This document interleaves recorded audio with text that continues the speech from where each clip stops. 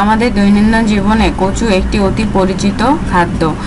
এটি রক্তপিত্ত দূর করে, মল বায়ুর প্রকোপ দূর করে, খিদে বাড়াতে সহায়তা করে। এছাড়াও রয়েছে আরও অনেক উপকারিতা যা আমাদের অনেকেরই অজানা। চলুন তবে জেনে নেওয়া যাক কচুর কিছু উপকারিতা। কচু পাতা সিদ্ধ করে ভর্তা বা ভাত দিয়ে খেলে প্রস্রাবের জ্বালা দূর হয়ে যায়। কচু পাতা বা কচু শাক স্তনের দুধ বাড়িয়ে দেয়।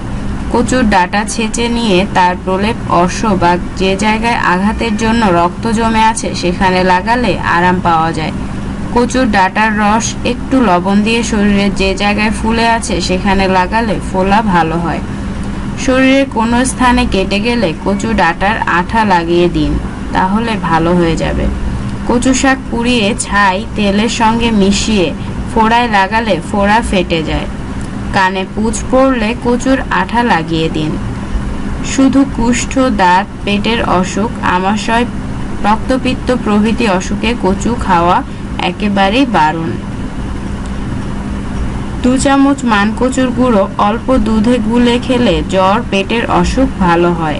লিভার খারাপ হয়ে গিয়েছে, লিভার মেয়োসিস হয়েছে, তাদের খাদ্য ও পথ্য হিসেবে কচু শাক অত্যধিক কাজ করবে। কবিরাজরা ইহাকে মহাপাপ মন্ড বলে। কিছু দুধ, পানি ও আন্দাজ মতো চিনি মিশিয়ে পায়েস তৈরি করে খেলে পেটের যাবতীয় রোগের উপকার পাওয়া যায়। মানকচুর ডাঁটা আগুনে সেকে শিশুদের কানে রস দিলে কান পাকা ভালো হয়।